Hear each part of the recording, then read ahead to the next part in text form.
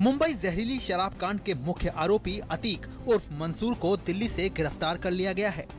जहरीली शराब से मरने वालों की संख्या बढ़कर 102 हो गई है। इन मरीजों का इलाज कर रहे डॉक्टरों का कहना है कि ये लोग देरी से इलाज के लिए आए, जिस कारण से इनकी आंखों की रोशनी चली गई। उधर महाराष्ट्र सरकार ने हादसे की जांच के लिए मुख्य सचिव की अध्यक्षता में एक समिति का गठन किया है, जो मामले की छानबीन करके 3 माह के भीतर अपनी रिपोर्ट पेश करेगी।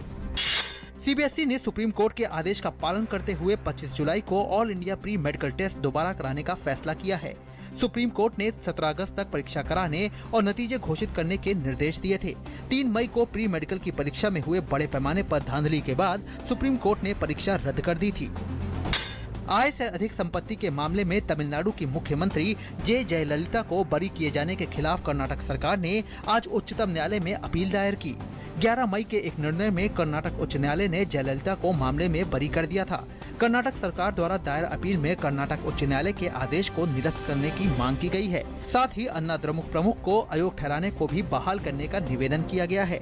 इसमें यह भी आरोप लगाया गया है कि उसे उच्च न्यायालय के समक्ष अपने मामले को रखने का पर्याप्त मौका नहीं दिया गया। वित्त मंत्री अरुण जेटली ने कहा है कि अगर भूमि अधिग्रहण संशोधन विधेयक राज्यसभा में पारित नहीं होता है तो संसद का संयुक्त सत्र बुलाया जाएगा, क्योंकि इसका पारित होना अगले चरण के आर्थिक सुधारों और भारत की आर्थिक वृद्धि के लक्ष्य को हासिल करने के लिए महत्वपूर्ण है। हालांकि जेटली ने विश्वास जताया कि भूमि विधेयक अपने नए स्वरूप में राज्यसभा में पारित हो जाएगा। दिल्ली सरकार के तमाम प्रयासों के बावजूद हड़ताल पर गए रेजिडेंट डॉक्टरों के काम पर नहीं लौटने पर सरकार ने डॉक्टरों के खिलाफ कार्रवाई करते हुए एस्मा लगा दिया है। हालांकि दिल्ली सरकार ने उनकी कई मांगे मान ली हैं, लेकिन डॉक्टर सरकार से लिखित आश्वासन की मांग पर अड़े हैं। दिल्ली में सोमवार से 25 अस्पतालों के 15,000 से अधिक डॉक्टर हड़ताल पर हैं। उत्तर प्रदेश के शाहजहांपुर में पत्रकार की हत्या मामले में नया मोड़ आ गया है। फॉरेंसिक रिपोर्ट में कहा गया है कि पत्रकार ने खुद को आग लगाई थी। इस बीच उत्तर प्रदेश के मुख्यमंत्री अखिलेश यादव ने पत्रकार जगेंद्र सिंह के परिवार को 30 लाख रुपए की सहायता दी है। साथ ही मृतक पत्रकार के परिवार के 2 सदस्यों को सरकारी नौकरी का भी भरोसा दिया है।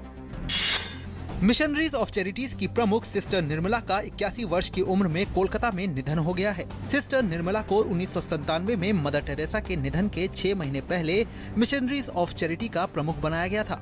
उन्हें सुपीरियर जनरल का पद प्राप्त था। प्रधानमंत्री नरेंद्र मोदी ने दुख जताते हुए अपने संदेश में कहा है कि सिस्टर निर्मला का जीवन गरीबों और वंचित लोगों की सेवा को था समर्पित।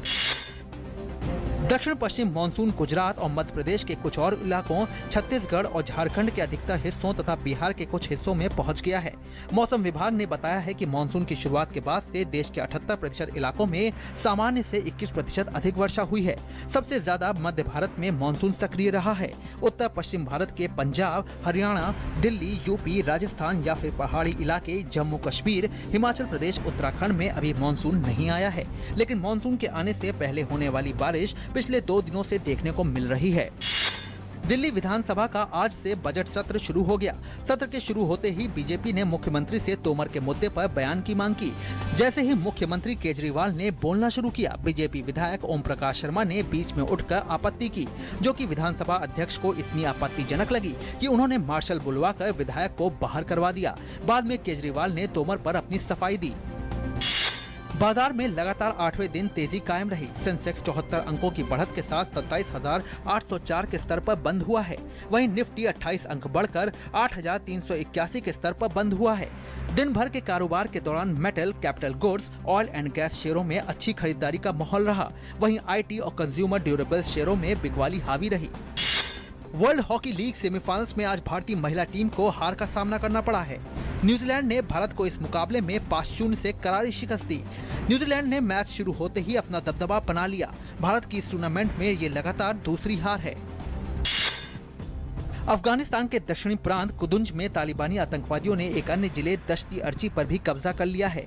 सोमवार को आतंकवादियों और स्थानीय सुरक्षा बलों के बीच भारी मुठभेड़ हुई, जिसके बाद आतंकवादियों ने दश्ती अर्ची जिले को अपने कब्जे में ले लिया।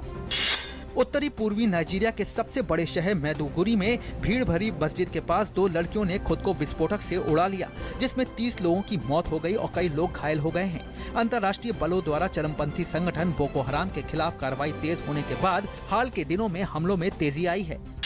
दक्षिण सूडान में जारी लड़ाई आने से लोगों के सामने भुखमरी की समस्या पैदा हो गई है। यहाँ पिछले कुछ सप्ताह में हिंसा की घटनाओं में बढ़ोतरी दर्ज की गई है। विश्व खाद्य कार्यक्रम के आपात दल प्रभावित इलाकों में हवाई जहाजों के जरिए खाने का पैकेट गिरा रहे हैं। दक्षिण कोरिया में मिडिल ईस्ट रेस्पिरेटरी सिंड्रोम यानी मर्स के आज 3 नए मामले सामने आए, जिससे इसके पीड़ितों की संख्या बढ़कर 175 पहुंच गई है। इस बीमारी के संक्रमण से मरने वालों की संख्या 27 बनी हुई है। समाचार एजेंसी सिन्हुआ के अनुसार दक्षिण कोरिया के स्वास्थ्य एवं कल्याण मंत्रालय ने बताया है कि 4 अन्य मरीजों को अस्पताल से छुट्टी दे दी गई है। अस्पताल से छूटने वालों की संख्या बढ़कर 54 हो गई है।